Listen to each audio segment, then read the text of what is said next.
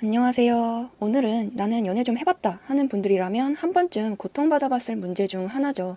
바로 상대방의 시간 좀 갖자라는 말에 대해 분석해보는 시간을 가져보려고 하는데요. 먼저 결론부터 말씀드리자면 정말 인정하기 싫은 진실 중 하나이긴 하지만 시간을 갖고 싶다는 말은 즉 말하자면 백화점에 가서 물건을 보다가 다른 데도 좀 더 둘러보고 올게요 라고 하는 거나 마찬가지예요. 우리가 백화점에서 그런 말을 하는 이유는 뭘까요? 이 물건을 사고 싶은 마음까진 아닌데 면전에다 대고 안 산다고 바로 말하기는 미안하니까, 민망하니까 그런 말을 하는 마음에 가깝겠죠. 연애에다 적용했을 때도 마찬가지예요. 상대방이 시간 좀 갖자고 하는 데에는 여러 가지 이유가 있겠죠. 첫 번째, 이미 마음은 식었는데 면전에다 대고 바로 헤어지자고 말하기는 미안하니까 시간을 갖자고 한 다음에 서서히 멀어지려는 속셈이다. 두 번째, 마찬가지로 오래 사귄 커플의 경우 이미 권태기가 왔고 마음은 식었는데 오래 사귀었다 보니 정이 너무 많이 들어서 곧바로 헤어지기는 두렵고 시간을 갖자고 한 다음에 얘가 없어도 내가 정말 살만한가 아닌가를 판단해 보려는 속셈이다.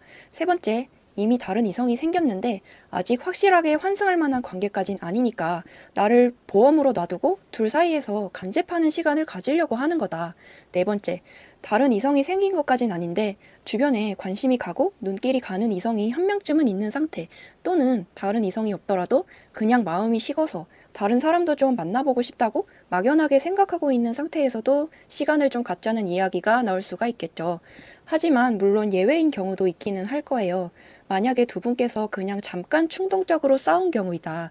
금방 화해할 수 있을 만한 싸움 정도인 건데 상대방이 화가 났을 때 하루 이틀 정도는 혼자 생각하는 시간을 가져야만 화가 풀리는 경우, 상대방의 원체 성격상 하루 이틀 길게는 3, 4일 정도 혼자 좀 놔둬야 알아서 화가 풀린 뒤 다시 다가오는 성격이시라면 시간을 갖자는 얘기가 꼭 이별로까지 이어지지는 않을 수도 있겠죠.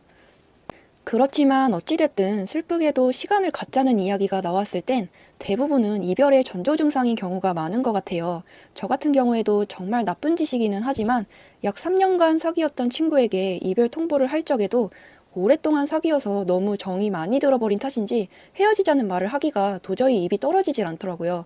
마음은 이미 식었고 이제는 사귀고 싶은 마음까지는 분명히 아닌 거를 아는데 항상 동고동락 가족처럼 함께하던 사람이 앞으로는 내 곁에서 없어진다는 생각에 무섭고 두려운 마음에 그때도 시간을 갖자는 핑계로 약 2달간 만남도 피하고 연락도 제대로 하지 않으면서 혼자 동굴 속에서 고민했었던 것 같아요.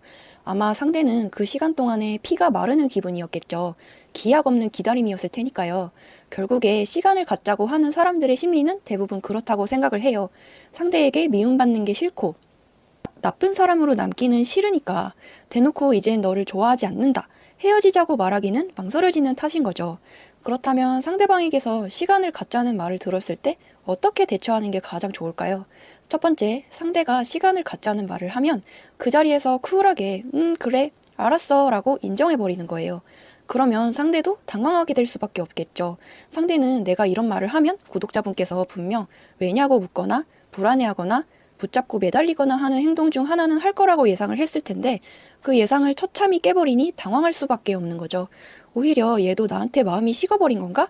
내가 식은 걸 눈치채고 마음 정리를 이미 마쳐버린 건가 하는 식으로 불안해하며 전세가 역전될 가능성도 높아요.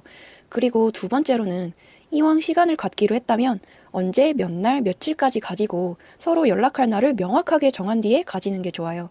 마냥 기다리기에는 우리 구독자분께서 감정 소모도 너무 심하고 기다리는 동안 피가 바짝바짝 마르게 될 테니까요. 정작 시간 갖자 한 상대는 멀쩡할 텐데 나 혼자 솔직히 그것만큼 시간 낭비, 감정 낭비인 게 없잖아요. 그리고 세 번째로는 시간을 갖기로 했다면 그 즉시 SNS 업로드와 카톡 프사 변경을 멈추세요. 일주일이면 일주일, 한 달이면 한 달 동안에 아무것도 손대지 말고 그대로 놔두시는 게 상대방의 호기심을 더욱 자극하게 될 수가 있어요. 그리고 연락도 절대 먼저 하지 마시고요. 이거는 헤어진 분들에게 알려드리는 재회 팁과도 비슷한데요. 막상 시간을 갖기로 했어도 상대는 최소 일주일에서 2주일 정도가 되면 얘가 정말로 한 번을 연락을 안 하네? 시간을 갖기로 제안한 건 난데 왜 얘가 오히려 더 저렇게 멀쩡해 보이지? 도대체 뭐하고 지내는 거지? 내가 없어져도 딱히 상관이 없다 이건가? 하면서 오히려 상대가 혼란을 겪게 될 가능성이 높아요. 그리고 내가 뭐하고 지내는지를 쥐죽은 듯이 모르게 해야 그나마 상대방의 호기심을 불러일으키게 될 가능성이 높아지게 되겠죠. 그렇지만 이 부분도 약간의 예외는 있을 수가 있을 것 같아요. 만약에 상대가 유독 좀 감정적인 타입이다, 질투심이 많은 타입이라 내가 카톡이나 SNS 등에 사진도 좀 올리고 해야 더 자극되는 부분이 있을 것 같다 하시는 분들께서는 사진을 올리기는 하되 다른 이성과 있는 건지 아닌 건지 아리까리한 사진을 올리셔야 돼요. 예를 들어 데이트 코스로 자주 언급될 것 같은 예쁜 인스타 카페에 가서 예쁜 케이크 사진 같은 걸 찍거나 예쁜 꽃 사진 같은 것들을 올리되 절대 다른 이성과 함께 있는 사진이나 다른 이성의 신체 부위가 올라온 사진은 올리지 말아야 돼요. 그렇게 하면 상대방은 얘가 다른 사람이 생겼나 하는 의문은 들어서 답답한데 또 위기감은 드는데 확실한 증거는 없으니 애가 타다가 결국은 시간 갖는 걸 종료하고 나에게 다시 연락해올 가능성이 높아지겠죠. 그리고 대놓고 다른 이성과 함께 있는 사진을 올리지 말라고 하는 것은 시간 갖는 걸 종료하고 다시 만나는 데 성공하게 됐을 때 상대에게 괜한 꼬투리를 잡히지 않기 위해 남겨두어야 할 안전책이라고 볼 수가 있겠죠. 그리고 네 번째, 이왕 시간을 갖기로 했다면 절대 아쉬운 티를 내지 마세요. 마음 풀리면 언제든지 연락 줘라. 언제까지나 기다릴게. 이틀에 한 번씩 카톡 보낼 테니까 읽기만이라도 해줘라. 집으로 간식 보낼 테니까 먹으면서 생각해줘 하는 식으로 절대 을을 자처해서는 안 되죠. 이건 아까의 첫 번째 팁과도 연결되는 이야기이기도 하는데요.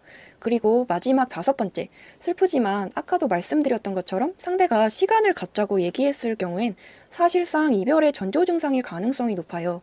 그렇기 때문에 이왕 시간을 갖기로 했다면 우리 구독자분들께서도 가만히 기다리고만 있을 게 아니라 슬프지만 천천히 마음 정리를 준비하시거나 또는 그 시간 동안 다른 이성도 찾아보시는 게 나은 선택이 될 수 있어요. 하염없이 상대방을 기다리다가 결국 나 혼자만 상처받게 되는 경우가 생기게 된다면 너무 억울하고 슬픈 일이잖아요. 시간을 갖자는 이야기가 비록 무척 스트레스 받을 만한 문제이기는 하지만 제 경험상 또 다른 남자분들, 또 많은 여자분들께 여러모로 설문조사해 본 결과로도 이러한 방법을 따라주시는 게 상대의 마음을 다시 돌릴 만한 그나마의 해결책이 될 거라 믿어요. 이번 영상이 마음 아파하고 계신 분들께 많은 도움이 되었으면 좋겠고요. 이 영상이 도움이 되었다면 구독과 좋아요로 부탁드리면서 앞으로 또 다른 연애 팁도 자주자주 올려드리도록 할 거예요. 그러면 다음 영상에서 다시 만나요.